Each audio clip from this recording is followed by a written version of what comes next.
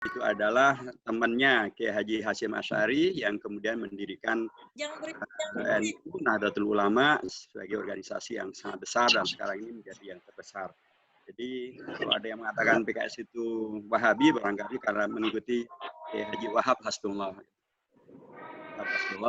Beliau adalah yang mencetuskan halal bihalal dan karenanya PKS pun juga melanjutkan halal bihalal ini.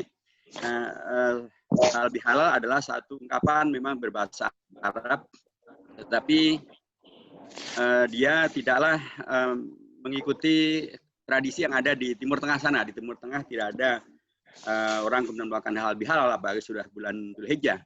Tapi bagi kita di Indonesia ini adalah sebagaimana disusulkan oleh Pak Kiai Haji Wahab Hasbullah, ini adalah sarana untuk mempertemukan seluruh pihak untuk menyegarkan kembali ingatan bahwa kita adalah halal, kita pun harus melakukan kegiatan dengan cara yang halal, termasuk karena halal bihalal ini dulunya memang dalam konteks politik ya. Dulu kan Bung Karno mengusulkan mencari sebuah tema yang memungkinkan mempertemukan para tokoh bangsa. Karena pada waktu itu kondisi Indonesia kembali diserang lagi oleh penjajah Belanda. Maka agar kemudian bisa tertarik untuk bertemu, dibuatlah satu terminologi yang baru, bukan sekedar silaturahim, bukan sekedar undangan, tapi halal bihalal. Itulah kemudian semuanya menyegarkan kembali ingatan sebangsa, setanah air, senasib, sepenanggungan, seagama yang harus membela bangsa dan negara dari penjajahan Belanda. Nah, dalam konteks inilah PKS, baik di DPP, di DPW, di DPD, dan sekarang di DPC, melakukan halal bihalal. Tidak terhenti hanya di bulan Syawal, tapi sepanjang waktu, karena hakikatnya sesungguhnya memang adalah halal itu adalah sepanjang waktu. Bagaimana dakwah dan partai dakwah yang kita kelola, bukan hanya berpartai dan atau berdakwah dan atau berkegiatan politik hanya menjelang pemilu saja, menjelang pilkada saja. Sepanjang waktu ada pilkada ya berdakwah, tidak ada pilkada ya berdakwah, ada pemilu ya berdakwah, berpolitik, tidak ada pemilu juga. Kita tetap berkhidmat kepada umat. Dan inilah yang dibuktikan ya ketika sekarang terjadi COVID-19, maka sekalipun PKS berada di luar pemerintahan, tetapi alhamdulillah kader-kader PKS, pimpinan PKS, simpatisan PKS, satu padu mengumpulkan dana, membantu bangsa dan negara yang lagi susah akibat COVID-19 ini dengan beragam kegiatan. Secara langsung misalnya mengumpulkan dana tidak kurang dari 90 miliar 700 juta rupiah. Dan itu dibagikan dalam bentuk apakah sembako, apapun APD, maupun juga vitamin, obat, maupun juga pelatihan, dan lain sebagainya, membantu bangsa agar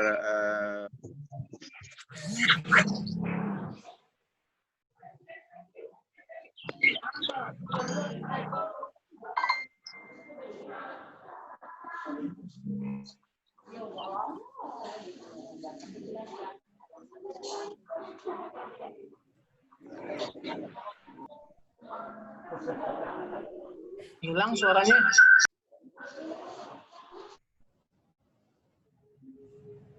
Halo. Suaranya hilang.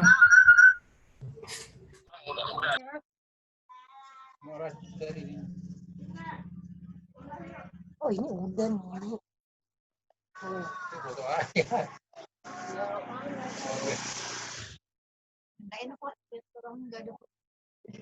Enggak, kita masalah doang.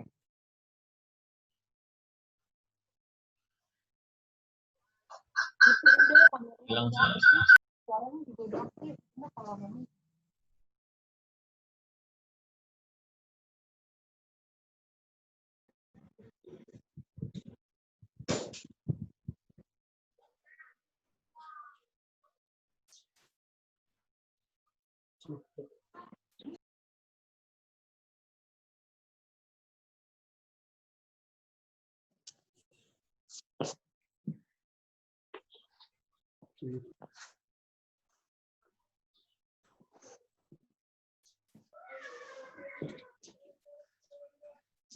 suara hilang.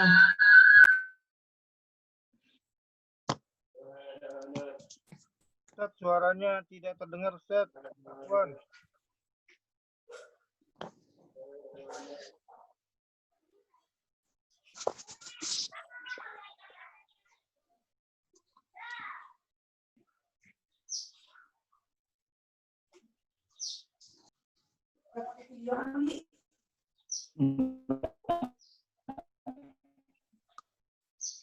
Suara Pak Henry tiba-tiba hilang.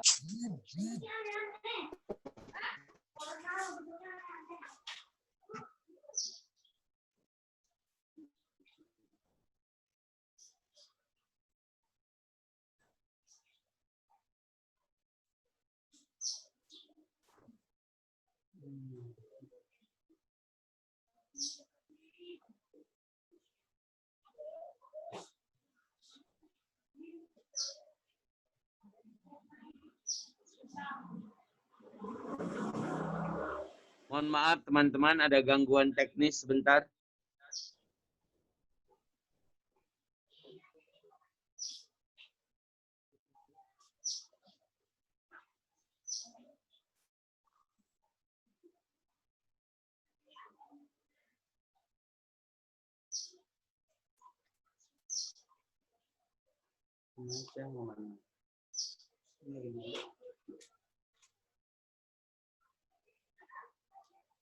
Mohon bersabar menunggu. Sedang dicoba dihubungkan kembali dengan Ustadz Hidayat Nur Wahid.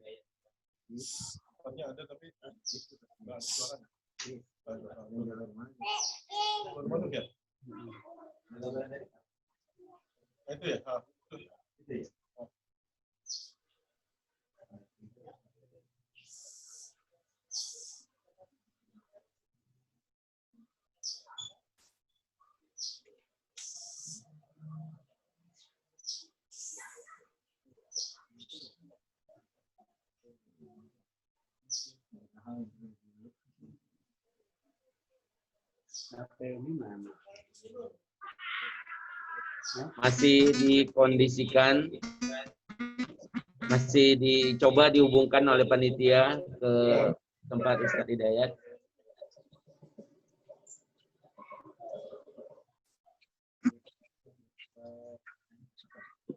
Baik, kita sambil menunggu, kita lanjutkan tadi ramah tamah dengan Petukangan Utara. Pak Sukijan, monitor. Hadir, hadir.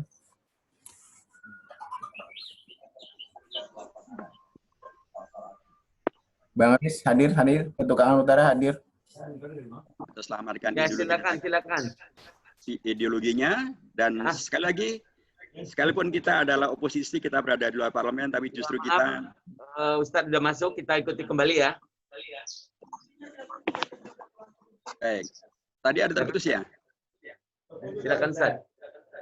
Jadi saya ingin tegaskan sekali lagi bahwa sekalipun PKS berada di luar pemerintahan, kita disebut sebagai oposisi, tapi kita tidak pernah melupakan cinta kita kepada Indonesia, melanjutkan apa yang dahulu dilakukan oleh para ulama, para bapak bangsa dan ibu bangsa. Dulu para bapak bangsa dan ibu bangsa ini, karena cintanya kepada Indonesia, sekalipun mereka bukan presiden, sekalipun mereka bukan wakil presiden, tapi mereka berani maju ke depan menyelamatkan Pancasila, supaya tidak kemudian menjadi Indonesia menjadi pecah akibat dari ancaman dari Indonesia Timur. Umat Islam juga yang menyelamatkan menjadi NKRI karena tadinya sudah dirubah menjadi RIS. Ya, sekalipun lagi-lagi waktu itu Muhammad Nasir hanyalah ketua fraksi di DPR RI, tapi beliaulah yang mempidatokan mosi integral tanggal 3 April tahun 50 untuk menyelamatkan Indonesia agar tidak dirubah menjadi Republik Indonesia Serikat, tapi agar kembali kepada apa yang menjadi cita-cita Indonesia Merdeka, yaitu menjadi NKRI. Alhamdulillah itu juga berhasil. Sekarang PKS melanjutkan peran itu. Kita berada di luar kabinet, kita tidak berada dengan pemerintahan, tapi kita membela Indonesia, menjaga agar tidak kemudian melenceng, ideologinya melenceng, dasar negaranya melenceng, jadi Pancasila yang tidak jelas gitu ya, atau kemudian bahkan menjadi melupakan tentang PKI.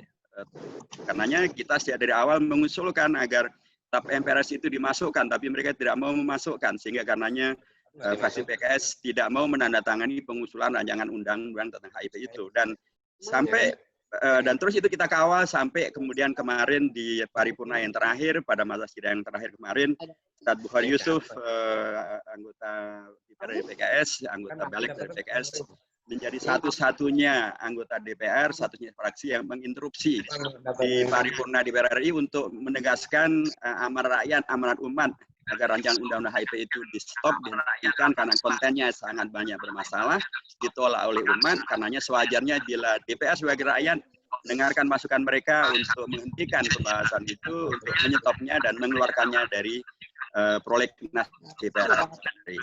Amanat sudah kita kerjakan, tetapi begitulah, kita baru punya 45 anggota, baru diberi 50 kursi di DPR. Ya, ini mudah-mudahan akan mengingatkan rakyat. Kalau dengan 50 kursi saja kita bisa bekerja, tapi tidak sepenuhnya bisa kita selesaikan. Mudah-mudahan nanti pada pemilu yang akan datang, rakyat paham betul bahwa mereka punya pembela, pembelanya adalah PKS yang istiqomah membela kepentingan rakyat, kepentingan umat. Sekalipun berada di luar kabinet, kita tetap membela mereka, gitu ya. Bahkan tadi menyelamatkan ekonomi negara.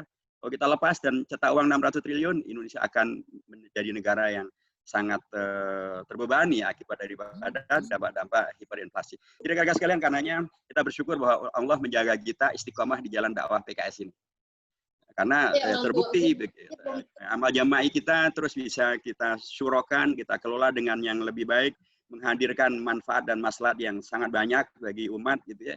Dan umat tahu persis bagaimana perjuangan dari PKS untuk menyelamatkan akidah Islam, menyelamatkan Pancasila, menyetop jangan sampai PKI bisa diberi ruang untuk balik ke Bali, menyetop agar tidak terjadi pelecehan terhadap ketuhanan Yang Maha Esa.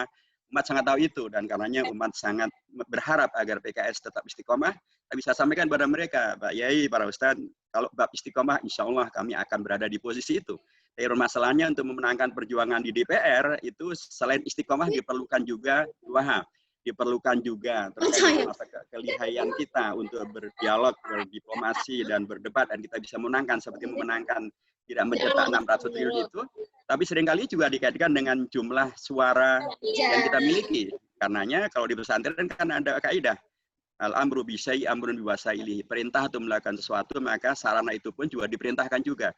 Kalau kita diperintahkan untuk menangkan perjuangan di DPR membela umat, maka harusnya umat juga memerintahkan diri sendiri untuk menangkan PKS pada pemilu yang akan datang. Karenanya rekan-rekan sekalian, amanah ini perlu kita jaga, amanah ini perlu kita kelola dengan yang terbaik. Mudah-mudahan nanti akan berdampak. Kalau ini adalah ihsan, mudah-mudahan akan banyak adalah ihsan juga. Ihsan itu adalah ketika nanti 2024 akan bisa menangkan lebih banyak lagi amanat rakyat, amanat umat maupun DPR RI.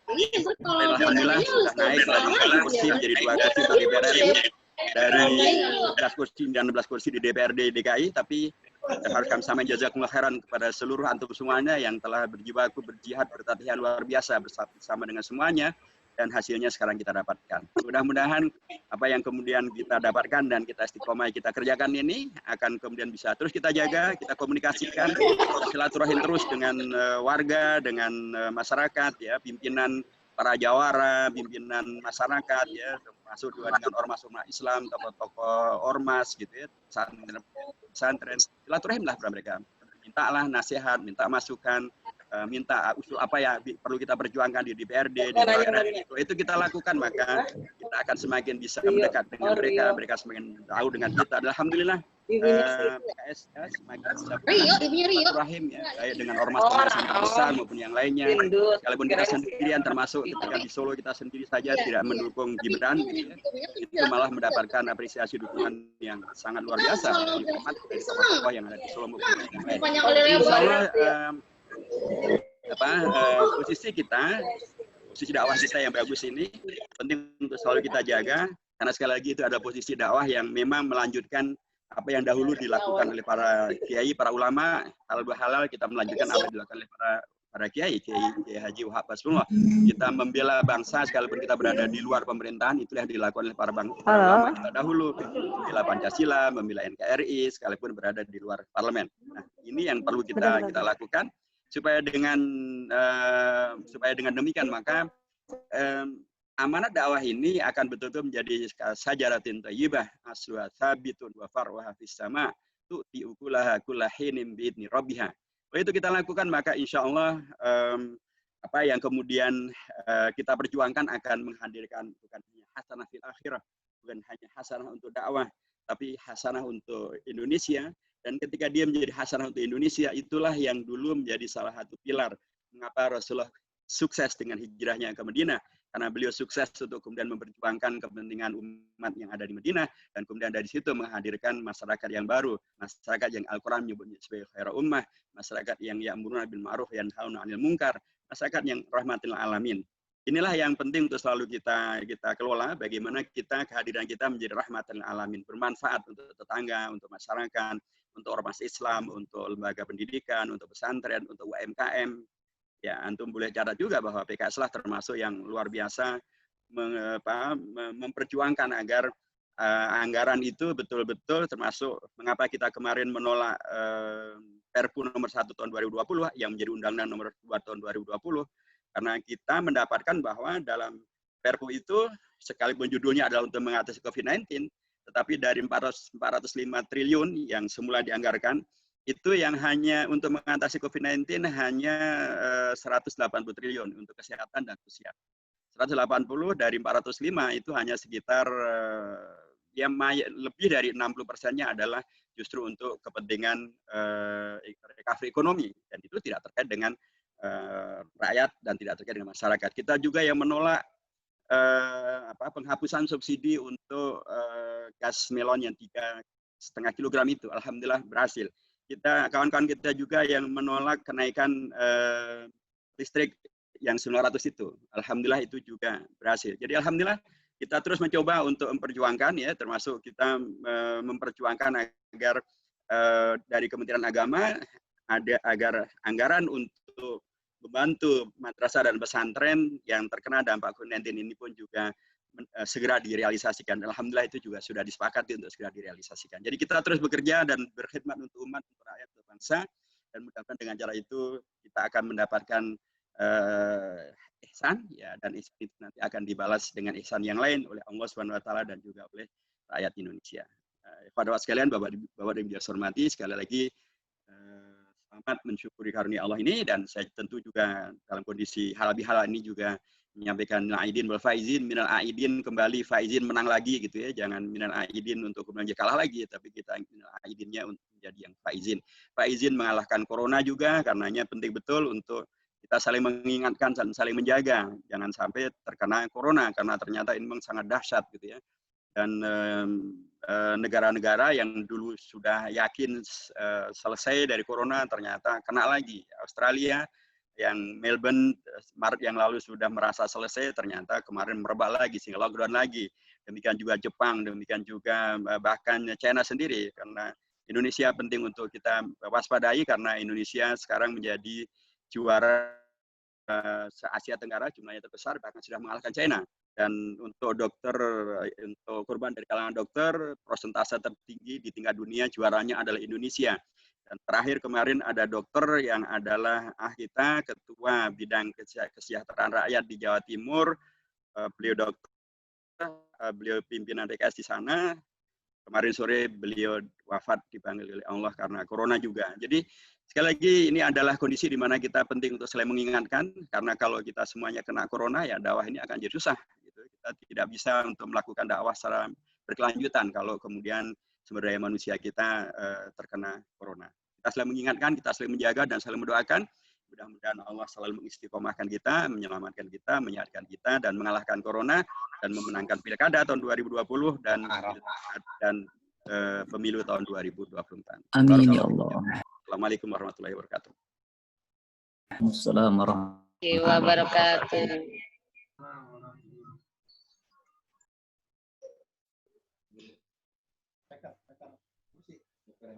Alhamdulillahirrahmanirrahim. Terima kasih Ustadz Hidayat atas pemaparannya yang sama-sama kita simak. Nah, untuk lebih akrab dan lebih kita persilakan untuk tanya jawab. Untuk termin pertama ini 3 orang dulu, Ustaz. Silakan. Ustaz ya. Silakan. Ya, silakan yang pertama dari mana, siapa? Dadang mau tanya Dadang. Pak Dadang, silakan.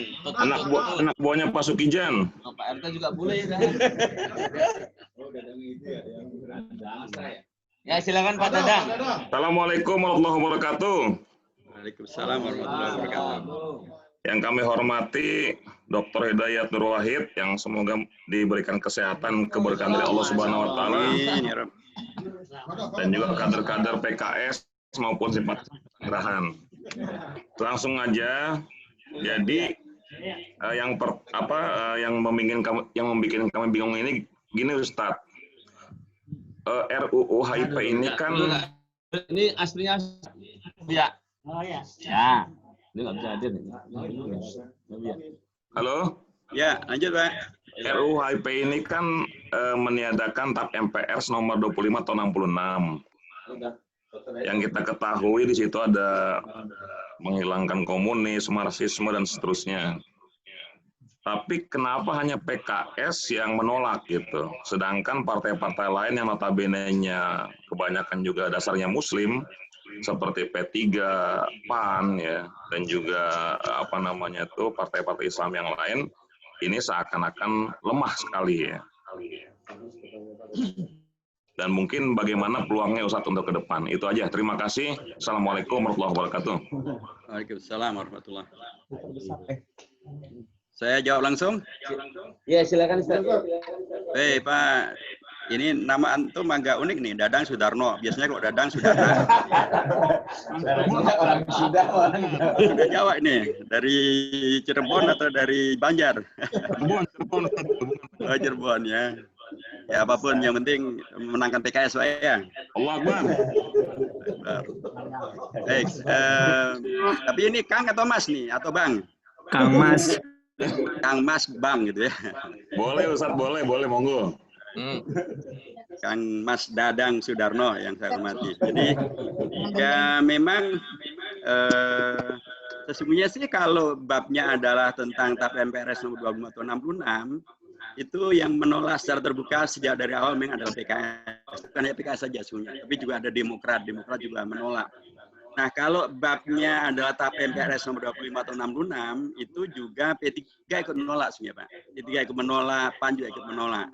Jadi mereka menolak juga seperti dengan PKS, tidak masukkannya MPRS nomor 25 tahun 66, atau mereka mengusulkan sama dengan PKS untuk itu dimasukkan. Tetapi memang kalau tentang RUU HIP ini memang kondisinya berbeda. Yang menyatakan menolak dan tidak mau tanda tangan itu hanya PKS dan Demokrat. Kalau yang lain dalam dokumen resmi saya tidak bicara di medianya, tapi dokumen resmi yang ada sampai dimasukkannya ke paripurna tanggal 12 Mei, yang tidak tanda tangan hanya dua partai saja, yaitu Partai PKS dan Demokrat. Nah, ini juga menegaskan bahwa penolakan terhadap RUU HIP ini sesungguhnya bukan sekedar kebangkitan kalangan umat Islam, kebangkitan kaum kanan. Sebab kalau itu nanti dibiarkan opini yang demikian, nanti akan dibenturkan dengan TNI, dibenturkan dengan kelompok yang lain. Yang menolak RUU HIP ini juga adalah kelompok umat Islam PKS dan juga kelompok nasionalis seperti Demokrat, gitu ya. Karenanya di kalangan umat pun yang menolak juga bukan hanya MUI, tapi juga ada NU, ada Muhammadiyah, juga ada PGI, ada KWI, bahkan ada Legiun Veteran RI, Pemuda Pancasila. Ini ditolak oleh semuanya. Memang di DPR dua partai inilah yang secara terbuka menyampaikan penolakan dengan tidak ikut menandatangani, tetapi yang terus mengawal di paripurna, menolak terus-menerus hanya fraksi PKS saja. Bagaimana atau kenapa partai yang lain semacam itu? Nah, ini juga yang saya kebetulan bukan bicaranya partai-partai itu, Pak. Jadi saya tidak tahu persis apa yang ada di mereka gitu. Tapi setelah kemudian terjadi demo di DPR tanggal 24 Juni yang lalu, memang ada perubahan ya. Partai-partai itu termasuk bahkan PDIP pun akhirnya kan berubah. Semuanya sepakat untuk memasukkan TAP MPRS nomor 25 tahun 66. Semuanya sepakat untuk menghilangkan Ekasila dan Trisila, gitu kan. Tetapi itu semuanya masih dalam pernyataan publik, masih hanya pernyataan verbal. Belum menjadi keputusan formal tertulis yang diajukan ke Badan Legislatif atau ke Badan Musyawarah untuk menjadi keputusan. Tapi yang keputusannya formal, tertulis, dan sudah ternyata hitam di atas putihnya hanyalah PKS dan Demokrat dan belum ada yang lainnya. Jadi karenanya ya perlu terus dikawal. Insya Allah kita PKS akan tetap terus mengawal. Terima kasih, Pak. Baik. Yang kedua, silakan siapa? Saya Kang Nanang, Kang Nanang. Ya, Kang Nanang. Silakan. Sekolah. Assalamualaikum warahmatullahi wabarakatuh. Waalaikumsalam. Alhamdulillah, jazakallah, yang sama-sama kita muliakan guru kita Dr. Hidayat Nur Wahid. Semoga beliau sentiasa dalam kesehatan, keafiatan, dan juga tetap membimbing kita semua ke jalan yang lebih benar dan baik, insyaallah. Ana atas nama masyarakat, Syekh, atas nama Ormas Badan Komunikasi Pemuda Remaja Masjid Indonesia, yang tergabung dalam Majelis Ormas Islam juga, alhamdulillah ikut serta menolak dengan tegas segala upaya penggolan RUU HIP. Namun belakangan, Syekh, pasca demo kemarin ternyata katanya akan berubah atas usulan pemerintah menjadi BPIP.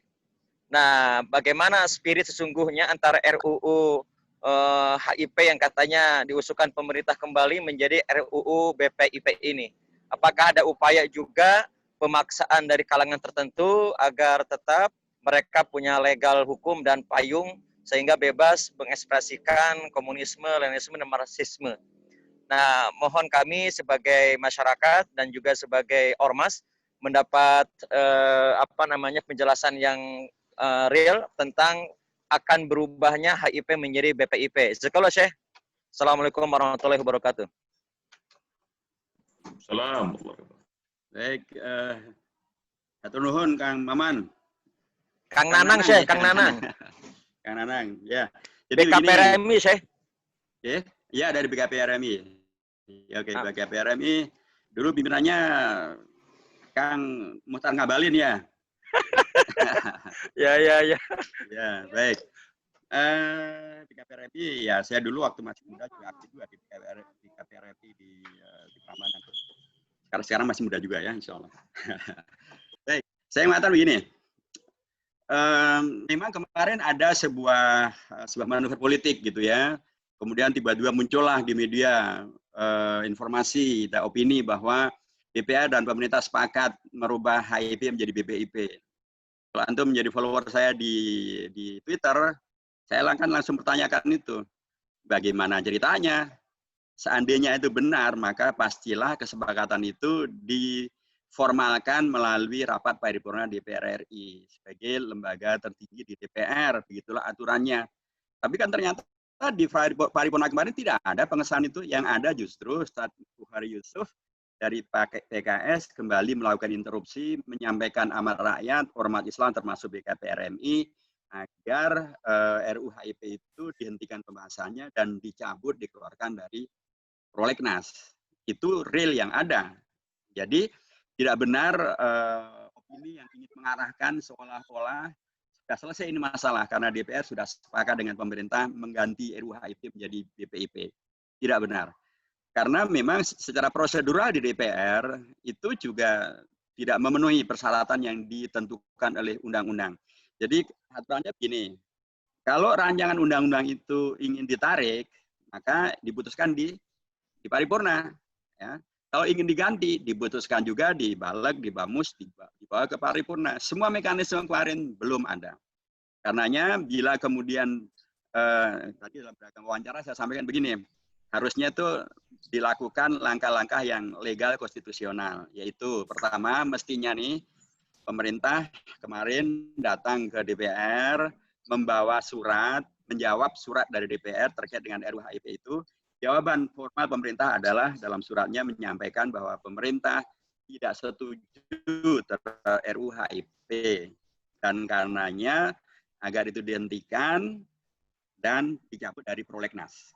Karena pemerintah sesungguhnya hanya diberi dua alternatif saja menjawab surat dari DPR itu, yaitu setuju atau tidak setuju. Tidak ada alternatif menunda atau alternatif mengganti dengan rancangan undang-undang yang lain, tidak ada. Jadi pemerintah jangan mengelabui rakyat ya. Jangan mengajari rakyat untuk melanggar aturan undang-undang. Jadi harusnya pemerintah kemarin menyampaikan surat kepada DPR memberikan jawaban. Pemerintah tidak setuju dengan RUU HIP, meminta untuk dihentikan dan dicabut dari prolegnas. DPR menerima surat itu dan kemudian disampaikan di paripurna bahwa pemerintah sudah menyatakan tidak setuju. Kalau pemerintah tidak setuju, maka otomatis rancangan undang-undang itu berhenti, tidak bisa dilanjutkan pembahasannya. Tapi kemarin kan tidak dilakukan itu. Satu. Nomor dua, kalau nanti pemerintah ingin mengajukan rancangan undang-undang yang baru, RUU BIP, BPIP misalnya, ini memang rancangan undang-undang yang sama sekali baru. Judulnya berbeda, kontennya berbeda, filosofinya berbeda, kemudian pun juga maksud dan tujuannya berbeda, naskah akademiknya juga berbeda. Ini rancangan undang-undang yang sama sekali baru. Tidak bisa kemudian itu hanya disampaikan gelondongan begitu saja tanpa naskah akademik, nggak bisa. Itu harus disampaikan ke DPR, nanti pimpinan DPR membawa ke Balik membawa ke Bamus, bawa ke paripurna memutuskan setuju atau tidak setuju. Proses itu semuanya tidak ada dan tidak dilakukan oleh pemerintah. Karenanya kami, fraksi PKS, terus mengejar, menolak, dan mengkritisi. Kemarin pernyataan dari Ustaz Bukhari Yusuf sangat jelas, pernyataan dari Ketua Fraksi Pak Jazil Juweni juga sangat jelas, pernyataan dari anggota fraksi, anggota balik kita, Dr. Mulyanto juga. Ini nggak benar yang dilakukan oleh sekarang ini. Harusnya ikuti aturan hukum yang ada, prosedur yang ada. Pimpinan DPR juga tidak boleh mengambil alih masalah, kemudian menyetujui. Pimpinan DPR itu hanyalah speaker, adalah juru bicara.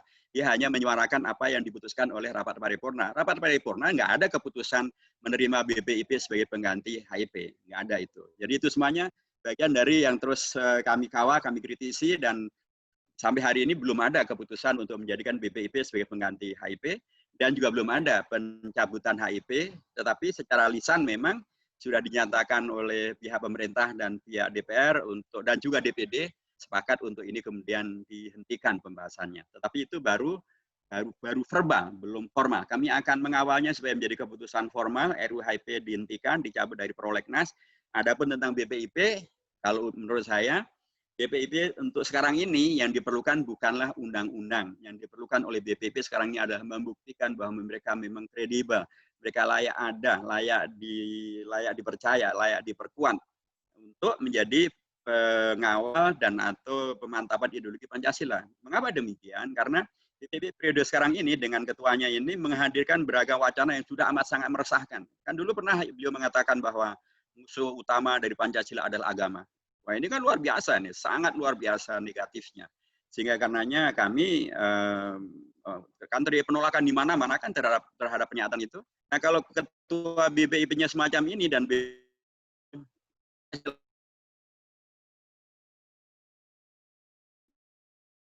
kalau ada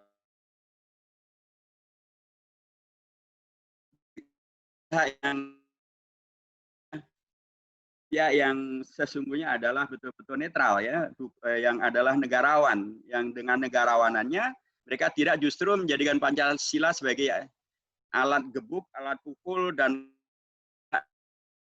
penguasa gitu ya, dan kemudian hanya untuk dipakai membenarkan penguasa dan untuk mengkriminalisasi yang tidak mendukung penguasa. Itu tidak dibenarkan. Pancasila tidak semacam itu. Pancasila justru adalah kompromi dari kelompok-kelompok yang beragam, termasuk dia adalah hadiah terbesar umat Islam. Masa umat Islam sudah ngasih hadiah terbesar kemudian umat Islam yang kemudian dengan agamanya disebut sebagai musuh terbesar di Pancasila. Ini kan jelas ngaco, dan apalagi tadi tentang MPRS itu. Tapi MPRS itu sejak dari awal PKS sudah tidak dimasukkan, bahkan sudah membuat pernyataan terbuka tentang hal itu. Tapi tetap saja itu diabaikan, dan itu berakibat kepada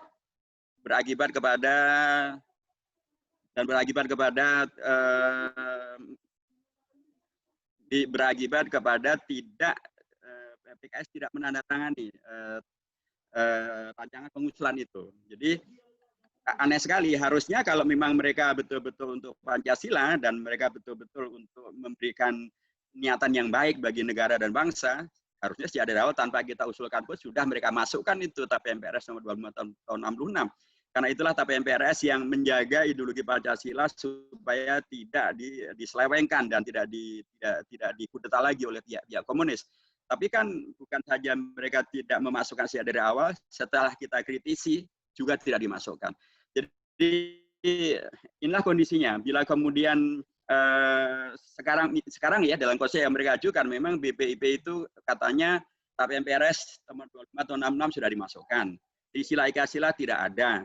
Ya, tapi itu kan faktor yang apa namanya belum menjadi sesuatu yang kita terima dalam konteks yang utuh gitu ya. Dan terutama sampai hari ini kegaduhan terkait dengan BPIP juga belum selesai, belum lagi sekarang kan Pak Jokowi justru membuka wacana untuk membubarkan lembaga-lembaga negara. Nah, banyak pihak yang mengatakan justru di antara lembaga negara yang layak dibubarkan adalah BPIP ya. Dan inilah bagian-bagian daripada yang karenanya kami melihat bahwa RUU BPIP itu tidak bisa begitu saja dimasukkan untuk mengganti RUU HIP. Bahkan kalau ketua fraksi menegaskan menolak RUU HIP dan agar segera dicabut dari prolegnas dan tidak perlu diganti dengan RUU yang lain karena Pancasila sudah selesai dan biarlah dia demikian. BPIP biarlah dia membuktikan diri terlebih dahulu layak untuk ada, layak untuk didukung, tapi buktikan.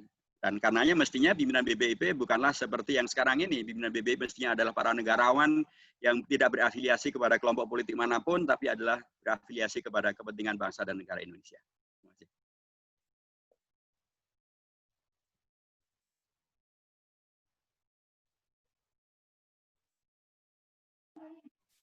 Halo, Baik, akhir dong, nanya dong. teman-teman, untuk pertanyaan yang ketiga, siapa kira-kira yang mengambil untuk pertanyaan yang ketiga? Nanya dong, nanya. Ya, silakan Pak Ari. Assalamualaikum warahmatullahi wabarakatuh. Waalaikumsalam. Saya Ari Hermanto dari Petukangan Selatan. Mau tanya Ustadz terkait kemarin RUU HIP ya. Kemarin kan ada konferensi pers dari pemerintah diterima oleh Ketua DPR. Nah, dari pemerintah itu kemarin saya lihat di TV itu ada mantan capres kita itu Pak Prabowo Subianto. Bagaimana posisi Pak Prabowo Subianto yang sekarang sudah jadi menteri? Apakah benar-benar dia mendukung undang-undang tersebut atau tidak? Atau ragu-ragu, Ustaz? Itu aja, Ustaz. Assalamualaikum warahmatullahi wabarakatuh. Ini undang-undang yang mana yang termasukkan yang didukung oleh beliau nih? Itu yang kemarin pemerintah itu kan Pak. bertemu dengan Ketua DPR ya. Oke. Dan RUU itu kan dirubah, rencananya tidak jadi RUU HIP tapi BPIP kalau nggak salah ya. Ya. Nah, di konferensi pers itu ada Pak Prabowo Subianto, salah satu itu mantan capres kita kan waktu pemilu 2 pemilu kemarin itu mantan capres kita. Nah, posisi beliau terkait dengan undang-undang ini itu dia mendukung, menolak atau abu-abu, ragu-ragu. Gimana, Ustaz? Baik, oke. Ya, Saya jazakumullah khairah. Jadi kalau melihat bahasa tubuhnya ya, jadi beliau bukan menteri bukan HAM, bukan Menko Polkam, bukan menteri dalam negeri gitu ya yang mengurusi masalah-masalah perundangan semacam ini, dan beliau datang dengan gagah dan sepenuh percaya diri dan tidak ada pernyataan bahwa beliau datang untuk menolak gitu ya. Ya artinya ya beliau datang untuk setuju dengan apa yang dibawa dan disampaikan itu. Ya tidak ada tafsir kecuali kalau kemudian pernyataan terbuka dari beliau maupun dari jubirnya bahwa Pak Prabowo datang ke sana justru untuk membela kepentingan umat yang dulu mendukungnya pada waktu Pilpres dengan menolak pernyataan yang baru, suaranya baru, kondisinya menjadi berbeda. Tapi kalau tidak ada pernyataan semacam itu ya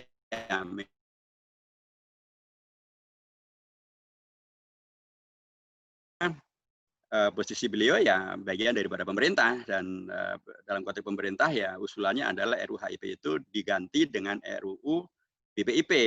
Ya, tapi masalahnya yang tadi saya sampaikan adalah ada mekanisme yang belum dipenuhi, belum ditempuh oleh pemerintah secara legal. Tadi saya katakan harusnya pemerintah itu menjawab dulu suratnya DPR yang mengusulkan RUU HIP itu, maksudnya surat dari 7 fraksi yang mengusulkan RUU HIP itu dijawab dulu, setuju nggak sih pemerintah?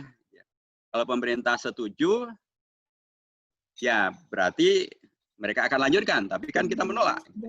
Tapi kalau pemerintah menolak, karena memang pemerintah sebelumnya sudah menyatakan bahwa pemerintah mempermasalahkan tidak dimasukkannya TAP MPR nomor 25, pemerintah mempermasalahkan tentang Tinsila dan Ekasila. Kalau pemerintah menolak, ya mesti dinyatakan pemerintah menolak. Kalau pemerintah menolak, maka RUU ini akan serta-merta berhenti dan dihentikan. Nah, kalau kemudian setelah dihentikan secara formal di mekanisme rapat paripurna, kemudian pemerintah mengajukan rancangan undang-undang yang baru, rancangan undang-undang BPIP, ya tempuhlah mekanisme yang ada. Nah, mekanisme itu belum ditempuh. Jadi menurut saya dinamika yang sedang terjadi, kita kawal terus, kita kritisi terus. Intinya adalah dari sisi kita di fraksi PKS menangkan suara yang kita perjuangkan di fraksi dan yang kemudian bertemu dengan muara perjuangan dari umat dan dari Pemuda Pancasila, Legiun Veteran dan lain sebagainya untuk menolak RUU HIP dan mengeluarkannya dari prolegnas itu target utamanya gitu. Selesaikan ini dulu. Adapun tentang RUU BPIP nanti kita lihat kalau memang diajukan secara resmi. Sekarang belum diajukan. Jadi tapi diajukannya dengan cara yang belum formal. Maksud saya belum sesuai dengan legal formal yang ada. Jadi sekalipun kalau dari sekarang boleh dikatakan bahwa kita lebih berpendapat untuk sudahlah nggak usah diganti-ganti, fokus saja kemudian pada penolakan RUU HIP, cabut dari prolegnas, setelah itu kita fokus mengurusi tentang keselamatan bangsa dan negara dari COVID-19, tentang BPIP, dibuktikan bahwa Anda memang layak untuk didukung, jangan lagi buat pernyataan yang meresahkan rakyat dengan agama musuh Pancasila, dan hadirkanlah kepemimpinan yang betul-betul negarawan ya, yang tidak lagi hanya menjadi kepanjangan kepentingan tafsir sepihak dari penguasa yang bisa jadi malah menghadirkan masalah yang karena tidak sesuai dengan Pancasila.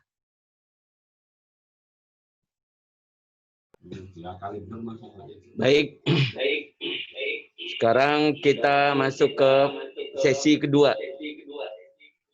Untuk sesi kedua, 3 orang penanya. Silakan.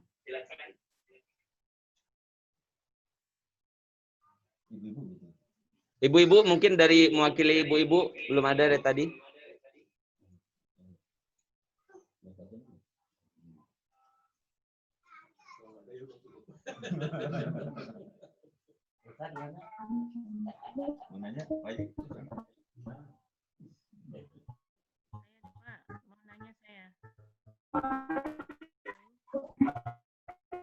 Ada.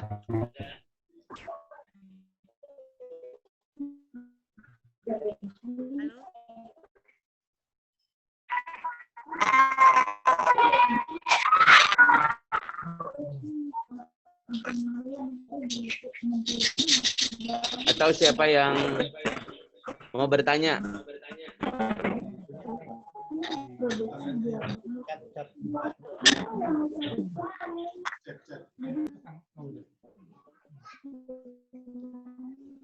Itu ada yang angkat tangan tuh. Ada yang angkat tangan. Mana itu? Udah tadi. Mana tadi?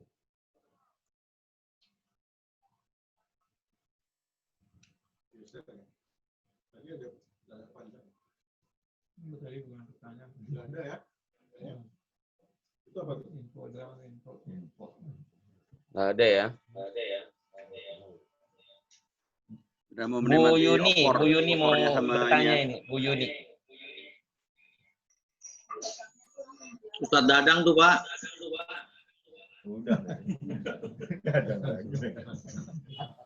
Sudah. Tadi ada Bu Yuni mau nanya. Mana Bu? Suaranya nggak masuk ya? Bu Yuni speakernya di... Atau speakernya, Pak, speakernya. Enggak, maksudnya Umi ngomong karena nggak dengar. Halo, Assalamualaikum. Nggak paham soalnya. Mana di...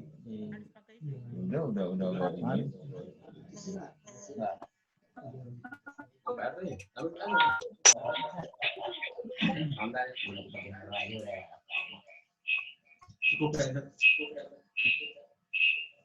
Cukup kelihatannya ya. Ya, ini nggak masuk.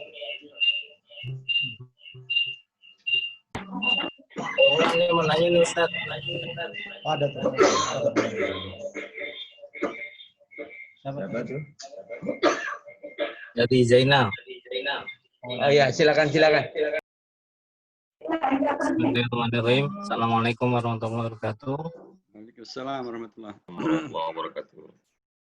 Ya Ustaz, kan emang terlalu banyak isu ya di Indonesia.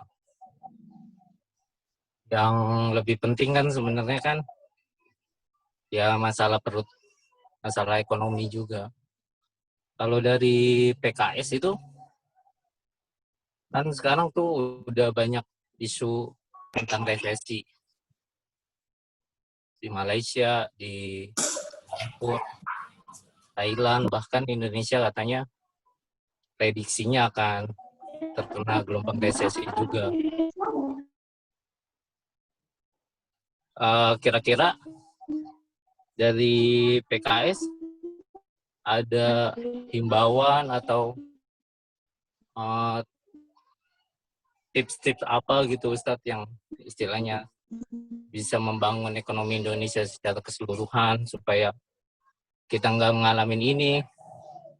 Dari segi politik istilahnya kita mungkin bisa demo atau aksi, tapi kan dari segi ekonomi kan kita harus memikirkan juga karena dampaknya lebih luas lagi gitu. Terus yang mungkin aneh cuma tanya itu. Terus yang kedua, masalah yang ramai juga kan masalah tentang pencalonan dari menantu dan anaknya presiden kita, tentang pencalonan Presiden kita bukannya Pak Soebul Iman, Pak? Presiden RI, Ustaz. Tentang Mas Kaisang itu. Terus apakah kalau dari, emang sih kan itu masalah pribadi ya. Kalau saya mengikuti tweet dari Pak Hidayat kan emang tidak ada penyampaian secara khusus sih tentang keluarga mereka gitu. Kalau dari PKS sendiri tuh setidaknya mengusik apa enggak sih tentang istilahnya ya kolusi ini, tentang apa, serta-merta seakan-akan mereka tuh dengan gampangnya meloloskan atau membiarkan keluarga-keluarga dari mereka itu bisa menempati posisi-posisi yang strategis lah, istilahnya seperti itu. Jazakallah Ustaz, dari Ana segitu. Assalamualaikum warahmatullahi wabarakatuh. Assalamualaikum warahmatullahi wabarakatuh. Untuk yang pertama, saya ingin sudah disampaikan ya melalui instruksi langsung dari Presiden Partai yang sudah disampaikan beberapa waktu yang lalu dan di banyak tempat sudah diikuti, yaitu mempertimbangkan akan adanya resesi ekonomi termasuk juga resesi masalah kaitan dengan ketahanan pangan. Maka PKS sudah meluncurkan program nasional tentang ketahanan pangan karena diharapkan agar semuanya mengembangkan sikap hidup yang lebih tahan dari sisi ketahanan pangannya, baik dari sisi penghematan maupun juga saling tolong menolong, koperasi, termasuk juga untuk menanam hadirkan apakah kebun di rumah ataupun perkebunan, perikanan, hidroponik atau apapun yang kemudian mampu mendorong untuk kita menanam itu bisa menghadirkan semangat untuk tidak terjebak dengan dampak ekonomi, apalagi resesi ekonomi, termasuk juga karenanya mempunyai kemampuan untuk survive melalui ketahanan pangan yang kita miliki. Tentu itu adalah sebuah stimulan ya, atau stimulus, satu dorongan agar kita mempunyai sikap dasar untuk bisa mandiri, bisa mengatasi masalah, termasuk bila itu terjadi terkait dengan masalah ekonomi. Kebijakan sudah diambil dan sudah disosialisasikan di DKI, beberapa DPC sudah melaksanakan dengan baik gitu ya di pasar-pasar minggu, dan saya berharap di Pesangeran pun juga mulai dilakukan ini bagaimana kemudian kita membentengi ekonomi dan ketahanan pangan di DPC kita masing-masing supaya kemudian semangat itu kemudian menjadi semangat besar untuk nanti kita bisa berkolaborasi besar mengatasi masalah-masalah ekonomi. Tadi yang saya sebutkan tentang Eki Al-Muharram yang mengusulkan agar Indonesia tidak mencetak uang, itu kan juga salah satu cara untuk bagaimana mengatasi agar membantu Indonesia agar tidak terjebak kepada resesi ekonomi yang sangat mengerikan. Dan itu kemarin real sudah dilakukan dan alhamdulillah mendapatkan persetujuan dari pemerintah. Hal yang lain juga melalui penolakan kita terhadap RUU Omnibus Law Cipta Kerja maupun juga nomor 1 terkait dengan masa penanganan COVID-19 itu juga sesungguhnya agar kemudian ekonomi Indonesia termasuk APBN Indonesia tidak semakin tidak terkontrol dan mengakibatkan utang yang akan semakin banyak, utang yang semakin banyak itulah salah satu pintu besar terjadinya resesi. Kemudian pun juga kalau lapangan kerja hanya dibuka untuk kepentingan pemodal asing dan tidak mementingkan dan membela kepentingan para pekerja lokal, itu juga nanti salah satu daripada yang akan menghadirkan dampak yang mengerikan daripada pembangunan ekonomi ke depan yang akan semakin melanggengkan resesi. Itu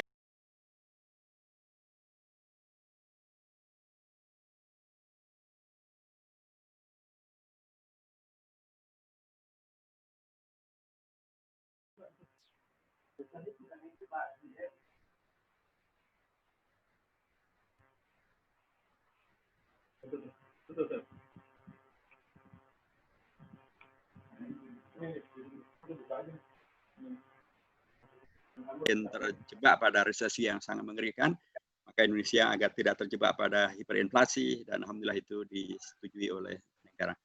Itu yang pertama. Yang kedua terkait dengan masalah politik dinasti ya yang mewujud pada pilkada di Solo dan juga pilkada di Sumatera Utara. Di kedua tempat itu PKS tidak mengusung anak maupun mantunya Pak Jokowi ya. PKS mengupayakan untuk mengusung kandidatnya sendiri. Tapi kalau di Solo karena seluruh partai, seluruh selain PKS sudah mendukung Gibran gitu ya, maka suara PKS tidak cukup untuk mengajukan satu calon alternatif karena kita hanya mempunyai atau diberi amanah 5 kursi. Seandainya rakyat atau umat memberikan amanah 9 kursi, maka kita pasti akan bisa mengajukan sendiri. Tapi karena kita hanya diberi 5 kursi itu nggak cukup karena syarat minimalnya adalah 9 kursi. Nah, bagaimana akan kejadiannya di Solo ya kita lihat saja, tapi yang jelas ketika kemudian ada yang iming-imingi untuk mendukung saja kepada calon PDIP yang kemarin nggak jadi, yaitu Pak Purnomo, ya kita bilang ya enggak lah, maksud sudah tidak dipakai oleh PDIP, dipakai lagi oleh PKS, itu kan tentu tidak ahsan gitu. Tapi yang jelas memang adalah kita ingin tetap memperjuangkan kepentingan umat, kepentingan rakyat, kita bersama umat dan bersama dengan rakyat, ya kita tidak mencalonkan Gibran, ya mungkin saja nanti tentunya adalah kita abstain gitu ya, atau bersama dengan umat memenangkan kota kosong gitu ya, karena kan seperti di Makassar kejadian juga itu satu calon yang kemudian lawannya adalah kota kosong, yang menang kota kosong. Nah kalau itu terjadi bisa jadi terulang di Solo dimenangkan oleh kota kosong. Tapi ini tentu mulai memerlukan hadirnya keseriusan dan sekaligus juga kecermatan di dalam membuat strategi pemenangan kota kosong dan atau pemenangan kemaslahatan umat sebesar-besarnya. Tentu kita berharap dengan cara itu maka kita akan mengkoreksi ya. Karena dulu Gibran sendiri mengatakan bahwa ya dia tidak ingin dia sangat kasihan kepada bangsa bila kemudian yang muncul adalah politik dinasti ya, dan dia mengatakan dia tidak mempunyai bakat dan tidak mempunyai keahlian untuk maju, tapi kok sekarang kemudian semuanya dilakukan. Ya sudahlah, itu pilihan dia begitu ya, karena memang undang-undang tidak melarang, karena tidak dilarang ya berarti dibolehkan gitu ya. Tapi PKS tidak mengambil jalan itu dan sayang sekali PKS oleh rakyat baru diberi 5 kursi, seandainya diberi 9 kursi waktu itu kita bisa mengajukan calon sendiri dan kita bisa running sendiri. Terima kasih.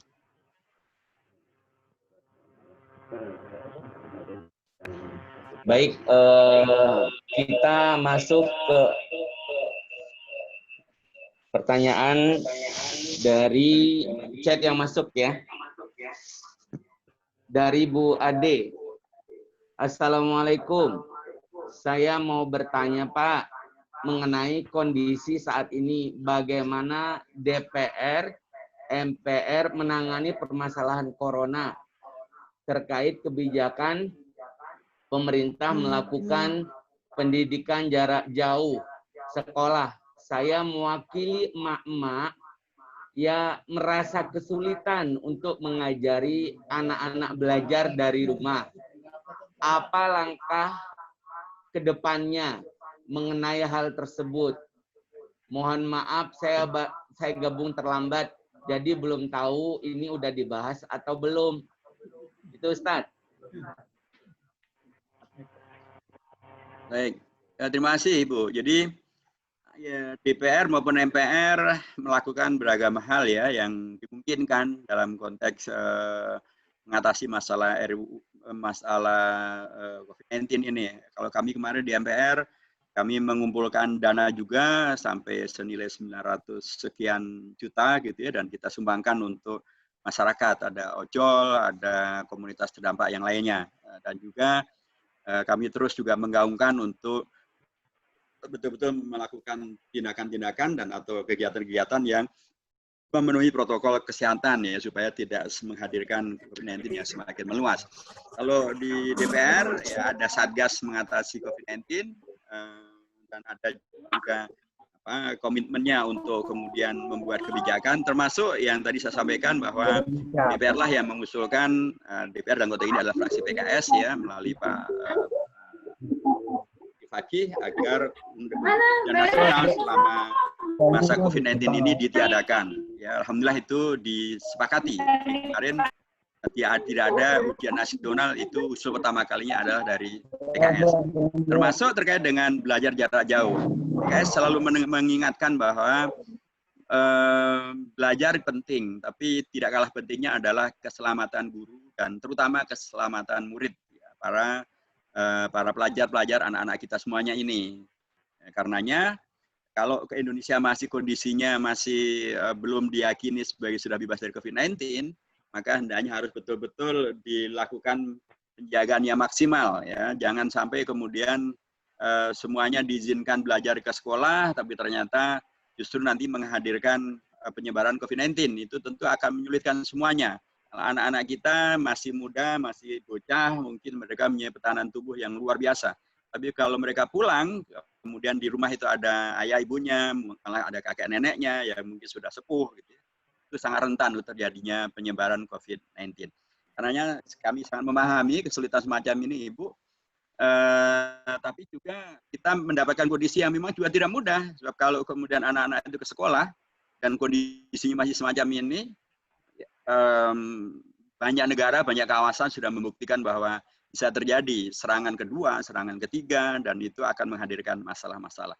Karenanya kami juga menyampaikan pada Pak Menteri Menteri Agama maupun juga Menteri Pendidikan agar jangan hanya menyuruh belajar jarak jauh, tapi juga penuhi juga lah, bantu juga para orang tua dan bantu juga para murid ya dengan misalnya dibantu terkait dengan masalah listrik, dibantu terkait dengan masalah internet gitu ya, dan juga dibantu terkait dengan masalah agar program-program itu juga bisa ditayangkan di media-media yang bisa diakses ya, tanpa harus kemudian semuanya harus punya Android atau hanya punya laptop gitu ya, kan itu juga sangat memberatkan.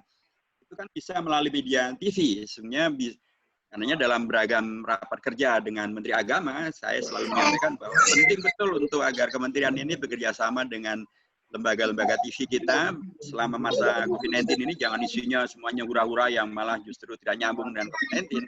Harusnya pemerintah membuat keputusan agar TV-TV itu dalam waktu tertentu setiap harinya harus menyiarkan mata pelajaran yang diajarkan di sekolah maupun juga di madrasah. Sehingga dengan demikian maka para orang tua tidak harus menjadi kesulitan, anak didik tidak harus dibebani dengan yang terkait dengan masalah laptop dan pulsa dan lain sebagainya, karena semuanya bisa ditayang melalui TVRI atau melalui TV-TV yang lain yang bisa diakses.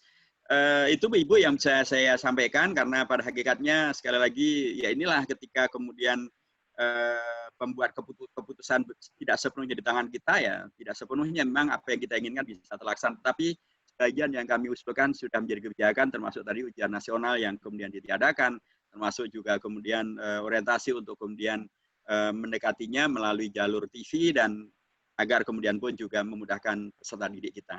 Ini memang satu hal yang kita sangat prihatin Ibu ya, mudah-mudahan tidak berlama-lama sehingga tidak menyulitkan orang tua, tidak juga menyulitkan anak-anak, tidak juga menurunkan kualitas belajar kita. Dan lagi-lagi bab internet tadi atau pulsa tadi, pemerintah kami usulkan berkali-kali agar mereka membantu untuk menurunkan harga internet atau tarif internet, dan untuk juga bisa bantu terkait dengan masalah pulsa. Ini yang bisa kita kerjakan dan bisa kita kerjakan. Baik. Terima kasih Bu Ade, terima kasih Ustadz atas jawabannya. Untuk beberapa orang lagi yang mau bertanya langsung atau melalui chat, silakan.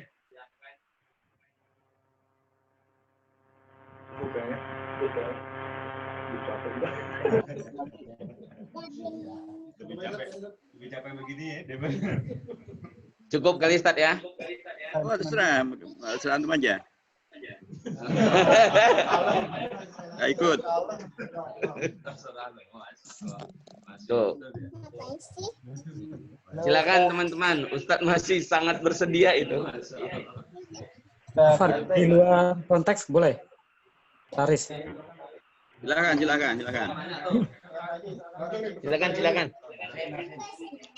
Baik, Assalamualaikum warahmatullahi wabarakatuh. Ustaz.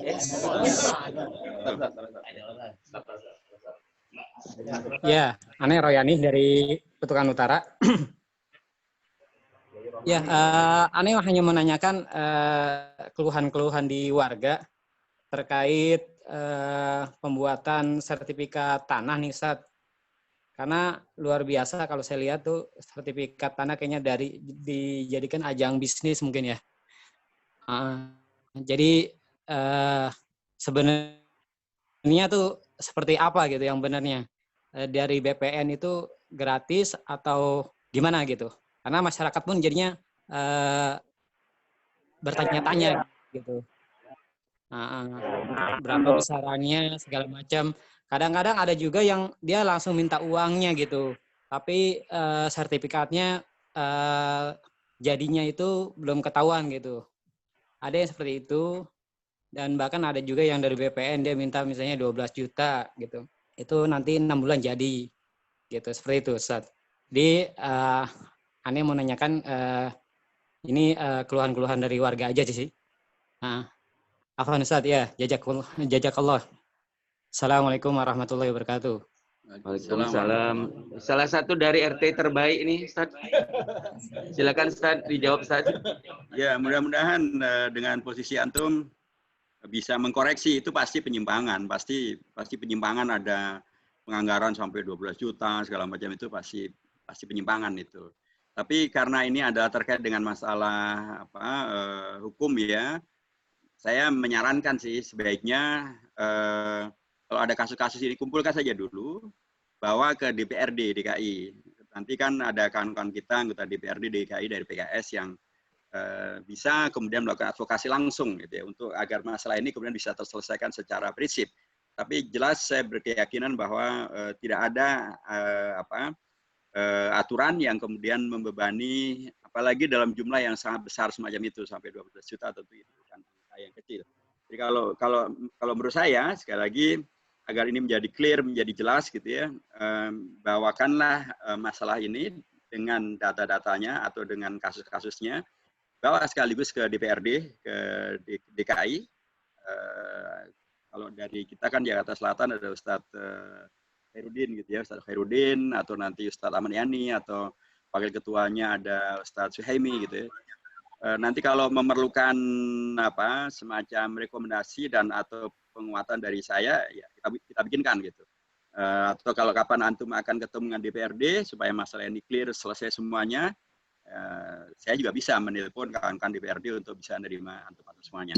Jadi jawaban saya demikian, supaya kemudian semuanya bisa terselesaikan secara operasional ya, tidak hanya berhenti pada tingkat keluh kesah saja. Saya setuju bahwa ini harus diselesaikan, karena ini masalah yang kita mendengar di banyak tempat juga, tapi ujung-ujungnya sama ya, yaitu bahwa diperlukan adanya data, diperlukan adanya bukti-bukti gitu ya, sehingga kemudian penyelesaiannya pun juga bisa fokus. Sebab kalau tidak ada dan tidak dilakukan oleh lembaga yang berkewenangan, ya ini hanya akan menjadi mengulangi keluhan, mengulangi laporan, mengulangi masalah, dan saya kira itu harus kita selesaikan. Jadi usul saya agar untuk bawakan kasus ini dengan data-datanya, temuilah anggota DPRD kita di DKI untuk kemudian bisa menyelesaikan masalah ini. Kalau diperlukan sekali lagi rekomendasi dan atau bantuan telepon, nanti saya akan telepon ke mereka. Terima kasih. Ya, syukur Ustaz. Baik, ini di tempat acara ada yang mau bertanya.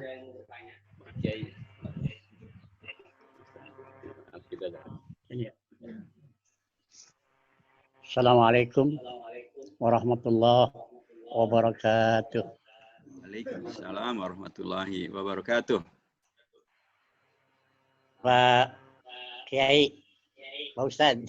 Waalaikumsalam. Ana mau tanya nih, cuma masalah keagamaan.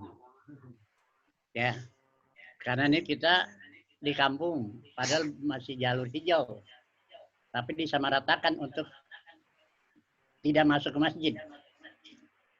Padahal setahu saya, pernah dengar gitu agama ngomong, bahwa orang yang meninggalkan 3 kali Jumat, itu munafik. Bagaimana saja kalau yang melarang? Tentunya biang munafik.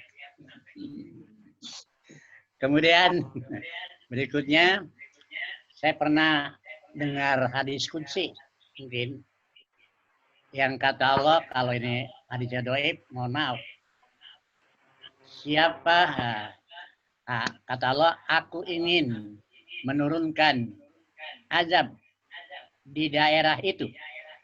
Tetapi ketika aku melihat rumahku masih ramai, tempat-tempat ibadah masih ramai, maka aku singkirkan, aku pindahkan azab itu dari kampung tersebut. Saya banyak ditanya nih, Ustaz. Berarti ada politik apa nih?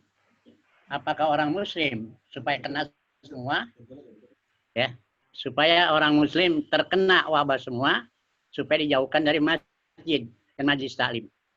Nah itu saja. Belum ada yang menyampaikan masalah itu ke masyarakat. Jadi saya ditanyain, gimana jawabannya gitu ya. Yang banyak sekarang ditakut-takutin aja. Sampai sembahyang Jumat di rumah. Sembahyang tarawih di rumah. Kita ajak ke musola aja paling seminggu saja ramenya. Nah itulah mohon dijawab supaya nanti masyarakat udah enggak takut lagi mendekatkan diri kepada Allah Subhanahu wa taala. Karena itu semua penyakit datangnya dari doa dari Allah, dan doa adalah salah satu senjatanya. Sekian, terima kasih. Assalamualaikum warahmatullahi wabarakatuh. Waalaikumsalam. Baik Ustaz, jazakallah khair untuk sugesti, bukan pertanyaan ya, tapi pinjam mulut ngomong gitu ya. Jadi untuk yang pertama Ustaz, yang saya pahami dari hadis itu adalah kalau kita meninggalkan karena memang sengaja meninggalkan tanpa ada alasan yang dibenarkan oleh faktor-faktor hukum sendiri ya. Karena kan bisa jadi kita misalnya musafir ya, kalau safar dan kemudian bertemu dengan hari Jumat mungkin 3 kali, mungkin 4 kali, tidak meninggalkan karena alasan safar, tentu tidak akan menjadi munafik. Atau meninggalkan Jumat karena takdir Allah misalnya terkena sakit berkepanjangan misalnya, ya tidak memungkinkan untuk berangkat sholat Jumat, tentu juga tidak munafik. Jadi yang menjadi munafik adalah yang meninggalkan Jumat karena tidak ada alasan apapun dan tidak ada rukhsah manapun yang memungkinkan dia untuk meninggalkan sholat Jumat, tapi dia meninggalkan sholat Jumat. Demikian. Jadi nah sekarang bagaimana dengan COVID-19? Apakah ini bukan alasan? Ya memang banyak yang mempermasalahkan, bahkan ada yang mengatakan bahwa COVID-19 ini hanya konspirasi, ini hanya sebuah permainan untuk memojokkan umat Islam, menjauhkan dari masjid. Kalau kita lihat objektif Ustaz, pada tingkat fakta di tingkat internasional gitu ya, kita tahu bahwa penyakit ini kan datangnya bukan dari komunitas umat Islam, ini datangnya dari China, dan setelah dari China tidak langsung datang ke Indonesia atau ke Mekah, tapi datang dulu ke komunitas yang non-Muslim juga. Korea. Itu menjadi salah satu klaster terbesar penyebarannya adalah gereja. Ya, dari Korea, kemudian ke mana ke Jepang, kemudian ke Jerman, kemudian ke Amerika. Jadi sebelum masuk ke daerah-daerah umat Islam, dia sudah menyebar ke daerah-daerah non-Muslim dengan segala dampak-dampaknya. Bahkan yang paling banyak korban terbesar itu adalah bukan di komunitas umat Islam. Terbesar korban COVID-19 itu adanya adalah di Prancis, kemudian di China, kemudian di Italia, kemudian di Amerika Serikat. Itu adalah semuanya komunitas-komunitas yang mayoritasnya tidak beragama Islam. Jadi seolah-olah memahami bahwa COVID-19 ini adalah untuk mengorbankan umat Islam, ya ternyata umat-umat agama apapun kena semuanya juga. Termasuk juga di India. Di India sekarang juga termasuk negara dengan korban COVID-19 yang sangat besar. Sekarang dilakukan lagi lockdown di India, karena ternyata penyebarannya juga semakin banyak. Jadi saya ingin menyampaikan bahwa ini adalah wabah atau wabak gitu ya, yang terkena kepada siapapun juga gitu ya. Dan untuk itulah karenanya menurut saya jangan kita persempit menjadi seolah-olah ini adalah mentargetkan umat Islam, sementara yang lain tidak kena. Faktanya justru mayoritas yang terkena adalah umat yang beragama non-Islam dan memang berangkatnya dari komunitas non-Islam dan menyebar kemana-mana. Nah, bagaimana dengan, jadi kondisinya karenanya menurut saya Ustaz, kalau memang kemudian para ulama kemudian fakta kesehatannya bahwa di daerah kita di Jakarta ini misalnya, ternyata kan sekarang naik lagi tuh jumlah yang terkena ya, bahkan PSBB diberlakukan kembali, diperpanjang oleh Pak Anies. Dan ini sekali lagi tadi saya katakan bukan hanya khas Jakarta, di tempat-tempat yang lain juga bisa terjadi. Kejadian di Malaysia, kejadian di Saudi Arabia. Saudi Arabia juga pernah memberlakukan lockdown gitu ya, kemudian dibuka, kemudian menyebar lagi, ditutup lagi. Jadi ini kondisi yang terjadi di mana-mana. Jadi menurut saya kalau para ulama di daerah tersebut gitu ya, dengan pemerintahnya, dengan umaroknya, kemudian dengan para ahlinya, dalam konteks ini ada ahli kesehatan, menyampaikan bahwa daerah itu memang masih wabah, masih menyebar, kondisinya masih merah, belum hijau gitu ya, maka ya sebaiknya kita mengikuti apa yang menjadi keputusan dari mereka semuanya. Karena pada hakikatnya agama sendiri menegaskan tentang prinsip la dharara wa la dirar, pada prinsip tentang untuk kemudian tidak menghadirkan apa yang dulu pernah terjadi dalam dialog antara Khalifah Umar bin Khattab dengan sahabat Rasulullah Sa'ad bin Abi Waqqas ya, waktu itu terkait dengan taun wabah yang menyebar di Amwas di daerah Palestina sekarang. Waktu itu kan Khalifah Umar bin Khattab akan datang ke sana untuk melakukan, tapi kabari bahwa daerah itu sudah menyebar taun, satu wabah penyakit menular, dan kemudian Khalifah memutuskan untuk tidak jadi masuk. Ya, kemudian disampaikan oleh sahabat Sa'ad bahwa firarun min qadarillah, apa Anda takut dengan takdir Allah Subhanahu wa taala? Kan ini wabah ini takdir Allah juga. Kenapa Anda takut? Kenapa Anda tidak melanjutkan? Menyampaikan jawaban seorang mukmin yang yakin dengan takdir Allah, tapi dalam pemaknaan yang luas. Dia menyampaikan nafirru min qadarillah ila qadarillah, kami lari dari takdir Allah, tidak masuk ke kawasan yang ada taunnya itu, yang ada penyakit menularan itu, karena kami lari ke takdir Allah yang lain. Takdir Allah yang lain adalah takdir Allah yang menghadirkan keselamatan berada di kawasan yang. Jadi demikian Ustaz. Jadi kalau menurut saya insya Allah ini yang akan juga bukan menjadi munafik, siapa sih yang mau jadi munafik, tapi karena memang melihat realita bahwa penyakit masih menyebar dan agama memerintahkan kita untuk saling menyelamatkan, saling menasihati pada kebenaran, dan kebenaran dalam konteks ini juga adalah kaitannya dengan masalah COVID-19 itu. Nah, apakah kemudian ini dikaitkan dengan agar umat Islam jauh dari masjid? Sebab kalau kemudian umat di masjid mereka berdoa dan kemudian hadis qudsi tadi Anda sampaikan, menurut saya pertama Ustaz, kalau babnya berdoa ya tetap bisa dilakukan ya, dilakukan di rumah-rumah Allah, kan kita paham juga kaidah umum yang Rasulullah pernah sampaikan bahwa ju'ilat liyal ardu masjidan wa tahuran. Hakikatnya adalah semua tanah Allah ini, semua bumi ini juga bisa menjadi masjid. Jadi dari situ kita juga bisa berdoa, kita bisa memohon agar kemudian kita bisa diselamatkan semuanya. Dan agar dengan pendekatan itu, maka menurut saya kalau memang kondisinya masih diputuskan masih merah dan kemudian masih banyak penyebaran, maka berada di tempat yang lain yang tidak membahayakan atau membahayakannya lebih sedikit, apakah di rumah atau tempat yang lain, dan di sana kita berdoa, maka kita juga dari rumah-rumah Allah, dari tanah-tanah Allah, dari masjid-masjid Allah, kita berdoa agar semuanya diselamatkan oleh Allah, dan itu adalah bagian daripada yang juga dimungkinkan. Sekali lagi, Ustaz, bahkan Saudi Arabia pun juga memberlakukan hal yang sejenis, gitu ya.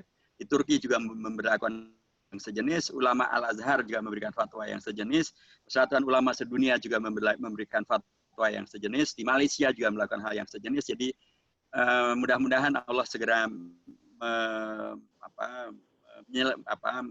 mengembalikan ya virus corona ini pulang kampung ke halamannya sana, dan tidak lagi perlu pergi ke tempat-tempat yang lain, gitu ya. Dan kita semuanya diselamatkan oleh Allah sehingga kita bisa kembali kepada kondisi yang normal yang sebenarnya, memakmurkan masjid kembali. Tapi kalau kondisinya belum, ya memang Islam sendiri mengenal kaidah-kaidah tentang darurat, tentang kaidah tentang wa ma la yutraku kulluhu la yutraku. Terima kasih. Baik, terima kasih Ustadz jawabannya. Terima kasih Pak atas pertanyaannya. Partisipan kita tadi sudah mencapai 92 orang, sekarang 87. Dan kita masih ada yang mau bertanya dari menu chat nih, Pak Ridwan. Pak Ridwan, silakan Pak Ridwan. Waalaikumsalam. Waalaikumsalam, silakan. Saya Ridwan, Ustaz. Mau bertanya nih, Ustaz. Pertama, kemarin kan sempat ada broadcast Ustaz yang mengatakan bahwasanya rapid test itu adalah bisnisnya pemerintah, Ustaz. Harusnya kan normalnya 70.000. Pak Ridwan, suaranya tolong didekatkan ke dekat mic sumber suara di video. Halo, halo. Halo. Ya, jelas. Jelas. Ustaz, kemarin sempat ada broadcast, Ustaz. Ana mau konfirmasi. Apakah benar itu bahwasanya rapid test itu adalah bisnisnya pemerintah? Harga normalnya seharusnya 70.000, tapi pada faktanya ada 250, 300, dan sampai bahkan ada yang 700.000 gitu, Ustaz. Kedua, Ustaz, sekarang kan di media sosial ada yang lagi fenomenal tuh, Ustaz, tokoh pengusaha namanya Mardi Bowi, Ustaz ya. Beliau mengatakan bahwa ada untuk solusi ekonomi Indonesia ini adalah SWF gitu, Ustaz. Itu apa benar itu, Ustaz? Apakah itu logis atau tidak ya, Ustaz ya? Terima kasih, Ustaz. Ya, untuk yang pertama, apakah ini benar-benar bisnis pemerintah atau tidak, ya itu memerlukan bukti yang lain lah ya, karena kan kalau pemerintah mengatakan tidak benar mereka berbisnis, begitu kan, tapi kalau kemudian di lapangan ada permasalahan terkait dengan tarif tes yang sedemikian rupa, itu bagian-bagian yang ya memerlukan pengkritisan tersendiri. Menurut saya bagus juga kalau misalnya kita di kawan-kawan di Komisi 9 sudah mengkritisi bab ini dan menuntut agar pemerintah bahkan menggratiskan rapid test kepada rakyat, karena itu adalah kewajiban negara untuk menyelamatkan dan melindungi seluruh tumpah darah Indonesia. Itu sudah juga disampaikan gitu ya. Kalau kemudian di lapangan terjadi, apalagi kemudian harganya ada yang mengatakan 150.000, ada yang mengatakan hanya belasan ribu, itu bagian-bagian yang saya yakin kawan-kawan akan terus mencermatinya dan mencatatnya dalam konteks mereka reses ini. Jadi, kalaupun antum misalnya mempunyai data-data ini, boleh antum sampaikan catatan antum ke saya atau melalui Pak Rahman yang ada di situ. Kemudian nanti bisa kita sampaikan sebagai temuan-temuan yang akan ditindaklanjuti kalau kita nanti masuk lagi ke persidangan yang akan datang. Tetapi yang jelas kita sudah menyampaikan berkali-kali pada pemerintah agar pemerintah membantu rakyat yang lagi terkena COVID-19 ini, internetnya dibantu, bahkan listriknya untuk masjid juga agar dibantu, untuk kemudian diberikan bantuan beasiswa juga untuk para santri, para pelajar, mahasiswa dalam dan luar negeri. Ya, termasuk tadi agar kemudian rapid test ini juga digratiskan, bahkan pembiayaan terkait dengan masalah pengobatan COVID-19 ini juga digratiskan. Itu yang sudah kita sampaikan di DPR kepada pemerintah. Untuk yang kedua, tentu ya dia punya pendekatan, ya apakah itu benar atau tidak, itu bagian daripada yang harus dibuktikan juga pada tingkat operasionalnya ya, dan tentu banyak pihak mempunyai sekian banyak pendekatan. Ya, masing-masing silahkan membuktikan dan tidak perlu kemudian saling menegasikan dan apalagi saling memastikan sampai terbukti bahwa itulah solusinya.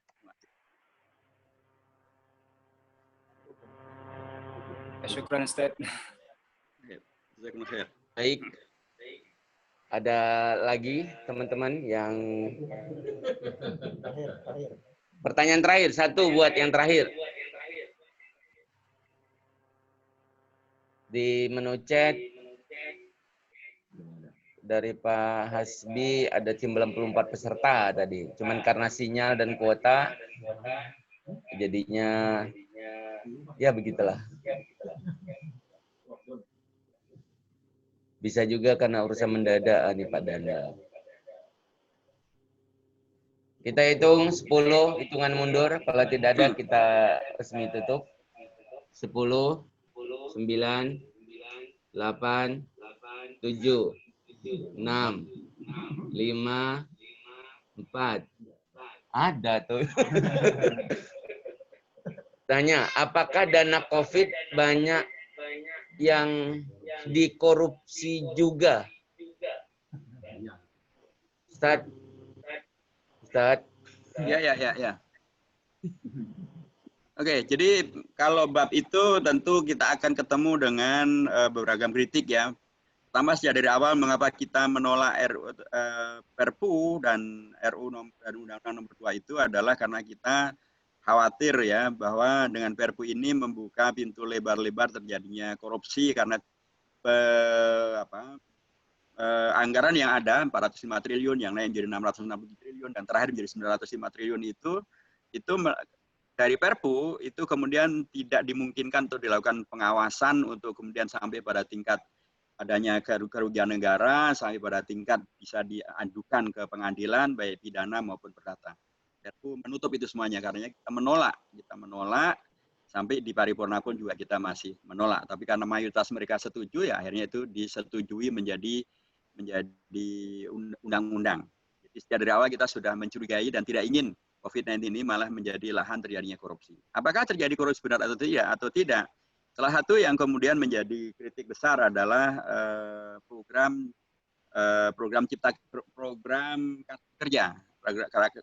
kartu prakerja yang anggarannya lebih dari 5 triliun itu dikritisi secara terbuka dan sampai terbuktilah bahwa ternyata itu menghadirkan KKN dan bahkan ada yang kemudian mengundurkan diri dari staf khusus milenialnya presiden gitu ya karena masa KKN-nya, dan ada yang kemudian mengangkat bahwa program itu ternyata bisa diunduh dengan gratis, nggak perlu dengan anggaran. Dan sekarang orang mengkritisi kok itu Ruang Guru begitu luar biasa bisa iklan di seluruh TV dalam waktu yang panjang, berapa miliar itu anggarannya. Dari mana mereka punya itu?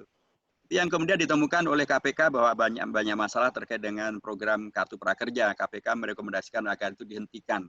Jadi apakah kemudian karenanya yang betul-betul terjadi korupsi atau tidak? Ya ini memang indikasi-indikasi yang saya sampaikan di depan membuka ruang itu, gitu ya.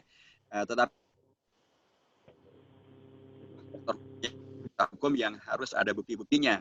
Kita harus semuanya mengawasi dan mengingatkan supaya tidak terjadi korupsi dan KPK agar betul-betul mengawal sekalipun tidak ada celah dalam konteks Perpu, tapi bila kemudian di lapangan dibuktikan terjadinya korupsi, saya yakin KPK juga perlu kita dorong terus-menerus dan kami di DPR akan terus menyuarakan bila memang betul-betul terjadi korupsi. Dan sekarang kan era di mana rakyat juga bisa melapor. Jadi Bapak dan Ibu sekalian, kalau kemudian di lapangan mendapatkan satu fakta terjadinya korupsi terkait dengan COVID-19 ini, ya rekam saja, rekam foto, kemudian sampaikan kepada kami untuk nanti bisa kita tindak lanjut. Terima kasih.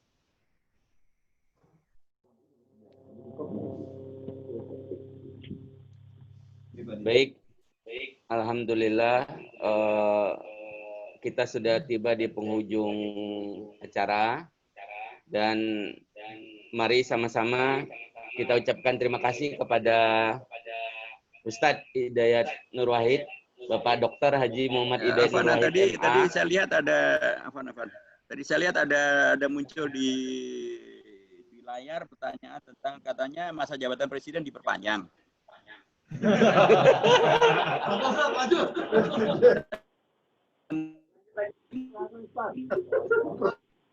Itu tidak benar diperpanjang karena memang menegaskan bahwa masa jabatan presiden RI bukan presiden PKS. Kalau presiden PKS bisa diperpanjang. Masa jabatan presiden RI itu adalah hanya 5 tahun dan maksimal bisa diperpanjang untuk 1 kali masa jabatan berikut. Jadi kalau ada yang mengatakan MPR sepakat untuk memperpanjang sampai tahun 2027 itu hoax, itu tidak benar. Kalau ada yang mengatakan bahwa masa jabatan presiden diperpanjang 8 tahun itu juga tidak benar. Itu semuanya bukan isu dari MPR, itu justru isu dari kalangan intelijen, dari BIN, mantan BIN maksud saya, dari mantan BIN gitu ya. Dan itu tidak pernah menjadi aturan dan karenanya tidak bisa menjadi rujukan peraturan perundang-undangan. Jadi masa jabatan presiden untuk Republik Indonesia maksimal 2 masa jabatan saja sampai tahun 2024 dan mudah-mudahan pada saatnya nanti PKS bisa menghadirkan calon presiden yang lebih baik lagi untuk guna menghadirkan Indonesia yang lebih baik lagi. Jazakumullah khair. Terima kasih. RT sama RW yang kasih umur hidup. Ada pertanyaan lagi, Ustaz? Lanjut aja. Oke. Baik, Ustaz. Udah kelihatan lelah. Mari kita tutup dengan sama-sama membaca hamdalah dan doa kafaratul majelis. Amin. Jazakumullah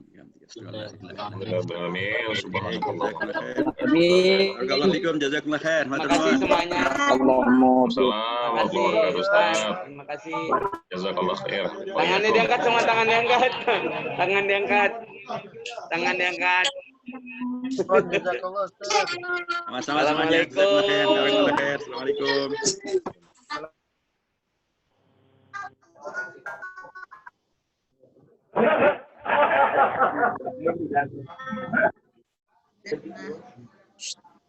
Makasih Ustaz. Assalamualaikum. Terima kasih ya. Assalamualaikum. Maafin dulu. Jazakallah Ustaz. Assalamualaikum. Terima kasih semuanya. Jazakumullah khair. Assalamualaikum. Waalaikumsalam Ustaz. Waalaikumsalam warahmatullahi wabarakatuh. Assalamualaikum Ustaz.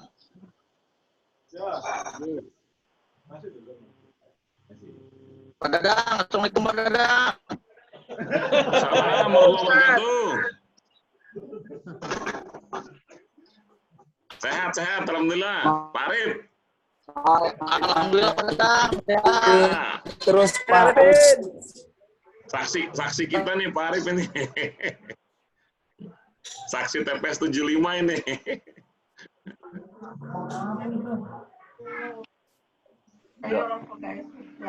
Doain Ustaz buat pesanggahan. Ya, Assalamualaikum. Waalaikumsalam warahmatullahi wabarakatuh. Waalaikum.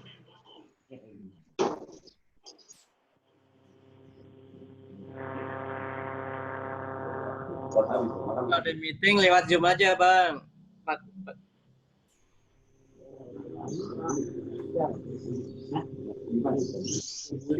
Ada surah lewat Zoom. Pak mana lo? Pak Arifin, mie ayam. Ayo buka ya. Masya Allah.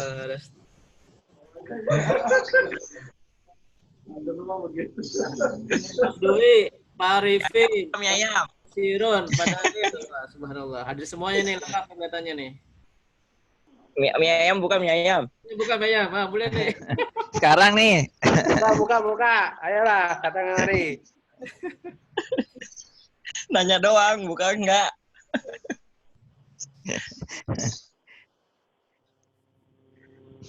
Kakak kamu udah standby tuh. Bapak Siri udah standby.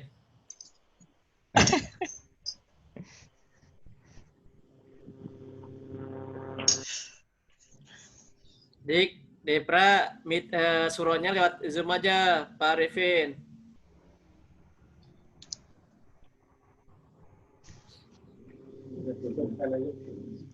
Pakai Zoom kuotanya besar loh. Besar ya. 1 giga itu sekali buka. Saya nggak tahu sama yang lain. Saya nggak pakai Pak Dewi. Jangan pakai dong Pak Dewi. Ya setiap kali pakai Zoom tuh 1 giga pasti habis.